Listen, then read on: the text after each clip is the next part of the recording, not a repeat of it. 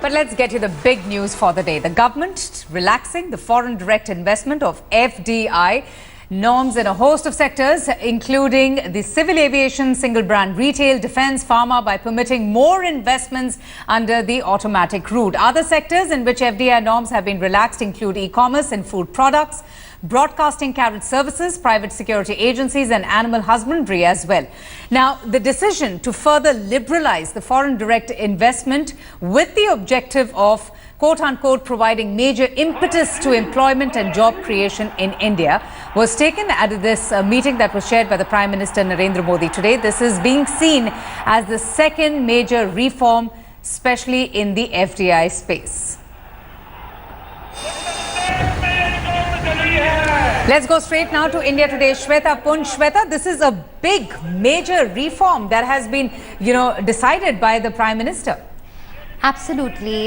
This is definitely a big reform push, and it comes at a time when everyone's doubting the government's ability to push through reforms. So while the government has faced a lot of criticism on not pushing through tax reforms, but this entire push about towards opening up various sectors is clearly in line with making doing business in India easier. A push towards the Make in India campaign, because if you're making it companies to come and invest in India, they're going to come here, make in India, create more jobs. So it's serving a lot of trying to fulfill, it's an attempt to fulfill several objectives that this government had laid out. And Shweta, I was just, I had some facts that the kind of FDI inflows that we have seen just rising rapidly, it's gone up from $24 billion in 2012 to $44.2 billion in 2015, and that's about a 7-year high if I'm not mistaken. Now this decision that has been taken would only go on to boost the economy further. Absolutely. So, even in defense, India opened up FDI to 49%, but we haven't seen much traction in that space.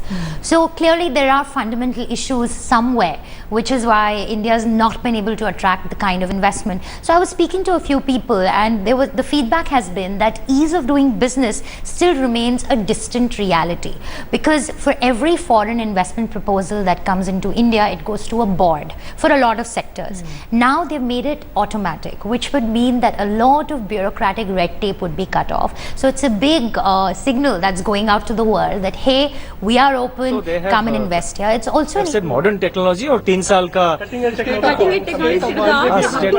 in addition to 3 years of relaxation on local sourcing norms. हाँ नहीं, उसका आप details थोड़ा wait कर लीजिए, because no, you see there are you have to wait for the detailed press release to come in this regard, because there are some finer points which I think are not fully captured in the press release. So please wait for the final announcements. Policy आने के बाद, are you happy with the way that definition has come about, the way they have, the cutting edge technology has been defined by DIP? No. Now we are the entire phrase. There is a redefinition of the whole thing. That cutting edge and all be. There is no question of being happy or unhappy with this. But it's a conscious policy decision. Quickly. कहना है कि civil aviation policy में 100% aviation sector में FDI की जरूरत क्या थी, जबकि डोमेस्टिक इंडस्ट्री अपने आप अच्छा खासा इन्वेस्टमेंट कर रही है, उनको विदेशों से कम्पीट करना पड़ेगा, उनके लिए मुश्किल होगी. नहीं, कोई देखिए किसी के ऊपर कोई दबाव नहीं कि वो एफडीआई लाए. ये तो कंपलसरी नहीं कि भाई आप मतलब एक डोमेस्टिक एविएशन कंपनी है और उनके ऊपर तो ये कोई मतलब कंपल्सन नहीं है, कोई जबरदस्ती नहीं कि आप एफडीआई लाइए. अगर उनको चाहिए तो एफडीआई वो लाएंगे और वो उनका कैपेबिलिटी भी बढ़ा पाएंगे, और धीरे धीरे मतलब वो जो सिविल एविएशन पॉलिसी आने के बाद वो उनका नेटवर्क बाहर भी, देश के बाहर भी मतलब ये कर सकते हैं, एक्सपेंड कर सकते हैं. Okay, I think that should be up to 100% up beyond 49 with approval route, of course. So please, it's very important. It's an important sector, sir. Yeah. So some words on that also, please. Impact likely. Defense, we have already series of measures have been announced. The proposals have not yet come, so the effort was to see why the proposals are not coming for investment. So therefore some more liberalization has been done. So with this liberalization we would expect again some manufacturing activity in defense products to come in. And again, let me say, the driving force behind the whole thing is that all these investments should facilitate creation of jobs. Thank you. Thank you, sir. Thank you very much. So the creation of jobs, a very important point that was made there, Shweta, isn't it? But China still continues to attract larger FDI inflows than India. Of course, on the domestic front, India is one of the fastest growing Asian economies. But why is that? Though, you know, India is trying its best to close that gap, but do you still feel that there are more challenges that lie ahead of us? Definitely, there are challenges. Opening up of sectors is one big ideological roadblock also, which I think the BJP has crossed. But now implementing it, because a lot of implementation happens in the states. You can give directions from the center, but it needs to go down to the states, because that's where the paperwork is happening. That's where, you know, if goods are coming in from another country, they're coming in at a port, say somewhere in Gujarat. So your customs official there needs to understand this entire opening up and the entire ease of doing business, which is what this government has been trying to push. And how are they trying to overcome this? Because what you're talking about, you know, the kind of red tapeism or bureaucratic tangles, or, you know, the way business is done, and that's one of the things what poses as a deterrent to all of these foreign companies when they want to invest. But, you know, the Prime Minister, in fact, has been emphasizing on how, you know, he's trying to ensure that business is done in a free way without any obstacles or hurdles. How do they plan to, you know, overcome that roadblock or that challenge? Because it's deep-rooted, isn't it, Shweta? Absolutely. So when they say automatic route, it basically means that you can maybe, I mean, that's my understanding so far, that it can be done online. You can, there's certain parameters that if you meet them, there's a standardized format. If you are able to meet all those conditions, your investment into the country would be automatically approved. You will not have to go wait outside offices with different forms and getting clearances and approvals one by one. All of this has been consolidated, a single window has been created, and you just have to cross that and clear that, and then and your investment. That's big. That's a big thing. So they've started this. They started with a few sectors, and they've gone ahead and included more sectors, which like I said earlier, it's in line with making ease of doing business, because that's going to be the focus of this government, at least for the next 1 year. This is their big agenda right now. And can you just explain this to us? You know, government opening up defense, pharma, aviation, 100% there. What exactly would this now mean in the coming few months? So when you open up a sector, you are making it easier for Indian companies to raise funds, right? And you're also inviting foreign companies to come and set up base here, which means, for instance, say a company like IKEA, which has been wanting to come in and set up, and they've been caught up in a lot of red tape and a lot of policy uncertainty. It makes it easier for them now to come and set up a base, a manufacturing facility, or whatever they want to do here in India. However, this is one step. Now, for that you need land. For that you need other things, right? Which is where states come into play. But this is a huge signal going out to the world that India is an open economy. And a point that I wanted to make earlier as well, that BJP has been, associated as a very protectionist party, with its RSS roots and with its Swadeshi economics that protect everything Indian, promote Indian, all of that. Here you're creating a free market economy. You're opening it up for competition. You're getting, China, for instance, kept its economy closed for a very long time. But we are not doing that. So the homegrown industries will also have to up their game and become more competitive, introduce best practices, and ultimately it's the consumer who wins, because we get better service, we get better facilities, better value for what we spend. So this is a great way to open up the economy, make it a more competitive space. And but of course it'll be a divided house on that. I'm sure a lot of small and medium enterprises might be a bit concerned, but for now it's definitely a big plus. It's a huge positive signal going out to the world that but there we has mean been business. Opposition coming in from the local shops. There's been a lot of criticism, there's been a lot of insecurity also that has been voiced by them, because of if you just hear or listen to their point of view, they feel isolated. They feel that probably justice is not being done to them because they've been doing the business for so many years, unchecked, and no one really. And now all of a sudden you have all these big daddies coming from abroad and setting up space, which is also a requirement in today's time. How do you think the government plans to tackle that, and especially educate the states also to perhaps even send out that message to these people as well, not to feel threatened? So there's a lot of multi-brand retail FDI is still not opened up, which is a big lobby. True. So that's one.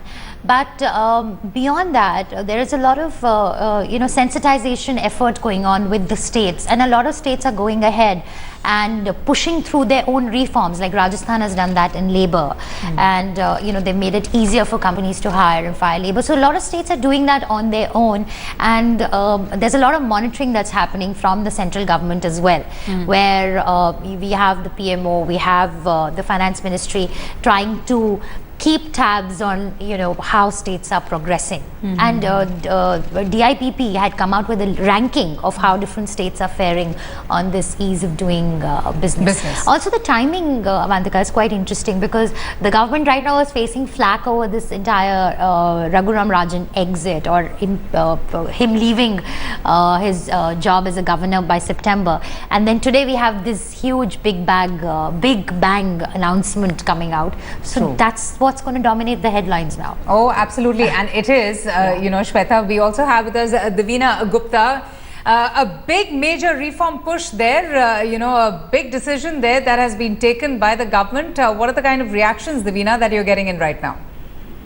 Right, Avantika, we are waiting for the Union Minister, Nirmala Sitharaman, to formally also address the media in about 10 minutes from now. But what I can see, as Shweta was pointing out in the Big Bang reforms that we've seen of the FDI norms, this is the second biggest reform after November 2015 that the Modi government has come out with, and clearly to reflect the negativism that has been spread after our exit that was announced on the weekend. Now, let me quickly take you through the major highlights of this particular announcement, which has also been seen to help the global giants like Apple gain entry, because the single brand retail norms have been relaxed from 30% local sourcing for Apple. Now they would have, if they apply for the license, that's what the Commerce Ministry is saying, that 3 years of relaxation, which can be extended up to 5 years. There have also been relaxation in terms of airports, brownfield projects, that is the ongoing projects where the FDI cap has been changed. And also for domestic airlines, it's a good news, because now they will have more margin for foreign investment as well, because now they would have 49%, which has been permitted under automatic route, and beyond 49% they'll have to go through government approval. So essentially they have more room to attract foreign investors. In defense as well, that we have seen that certain clauses have been done away with, including which has taken the FDI up to 100%, doing away with state-of-art technology. So in a sense, it all means that the Modi government is sending a signal.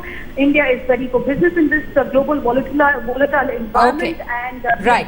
All right, Divina. So clearly also with an eye on creating more jobs, this big decision has been taken and an announcement that has been made, but we're still waiting for an official reaction there. But we have with us Dharen Kumar, trade expert, who joins us right now. Mr. Kumar, how would you react to this big, FDI reform push that has been announced by the government? It's really big, in a sense that it simplifies, does it in a fairly straightforward manner. It eliminates all kind of ambiguity, and it is just rule-based compliance for attracting greater more capital. So that definitely creates, of course, there will be problems for the pharma sector as a result of this for some companies, but aviation certainly, it has the potential to attract plenty of capital, and it can. And if you look at it in conjunction with other rules and policies framed from different sectors, looked at it in conjunction with that, I think this could be magical. All right, Mr. Kumar, my colleague Shweta Punj from India Today also would like to ask a couple of questions. She, of course, tracks this subject quite closely. Shweta, go ahead. Mr. Kumar, great. It's a great first step, and as you rightly pointed out, it's a huge push towards reform. But going forward, what do you think does the government need to do to really make sure that investments do come in? Because we do know that defense, even after opening up 49%, has not really taken off the way government would have liked to. No, they just need to, do the simplest administrative streamlining. Because, we have seen it in the past that there are grand policies, and when it comes to the greater details, things get stuck. We saw it with the FDI in retail and things like that. And that I think is, that is one of the biggest contribution of Modi government. That is not considered a big reform, but it is an eye on the tiny thing. It is eye on the smaller thing. It is streamlining the smaller procedures, Right. which drives away investors. Any, that I think is a big deal. Mr. Kumar, any specific companies that you feel will strongly benefit at this point in time with this entire push? This entire push, as you would have witnessed that, Interglobe Aviation, the parent company of Indigo, is up about 6%. And I think, this is just a small start. It has the potential. If we look at it, so aviation companies, and this one in particular, All right. could be a big beneficiary. Some pharma companies will, pharma as a sector, many companies might get hurt because Right. many companies will have the incentive to come and set up their own businesses here on a comprehensive scale. All right, Mr. Kumar, thank you so much for your time. A big thumbs up there to the FDI reforms push. We're still awaiting an official, announcement from the Commerce and Industry Minister, Nirmala Sitharaman. Shweta, thanks so much.